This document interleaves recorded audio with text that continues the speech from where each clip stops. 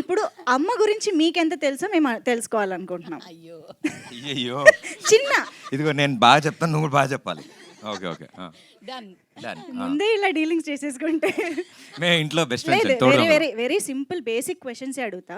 Okay. అమ్మకి ఇష్టమైన favourite comfort food అంటే ఏంటి? ఫుడ్డా? ఫుడ్. మినపట్టు.